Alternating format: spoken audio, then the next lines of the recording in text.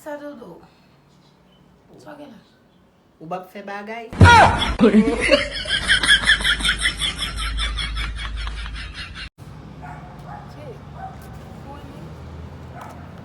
eme me repon mwen Dodo? Oui. Si mbatre moun bada bavo. Ou pa pise m kitem? Non kito. Mbap kito. Whatever jan sa yi.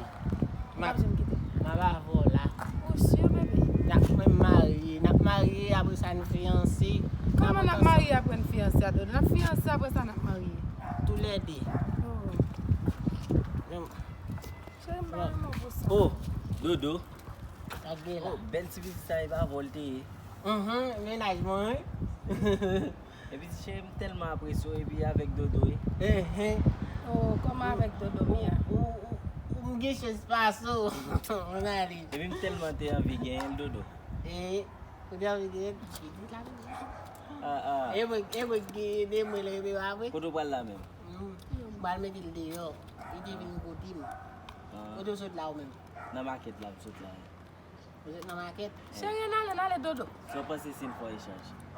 Dodo nale. Ouais, les gain yam là dedans, ouais. Ça yo yam. So passer. Bam moi ma ba ou, Ba ou madame? Oui. Bon wen? Oui. Mwen di. Ma boss ça yo.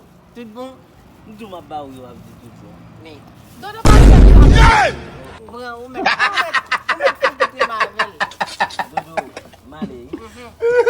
Oui.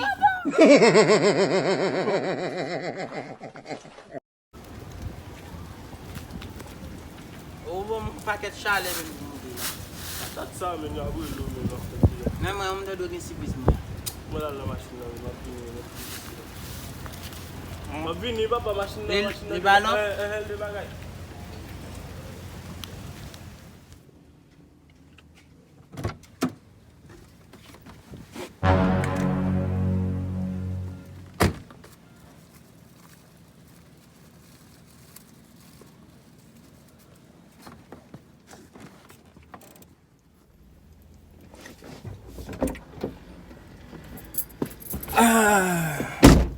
Yo, une balle là.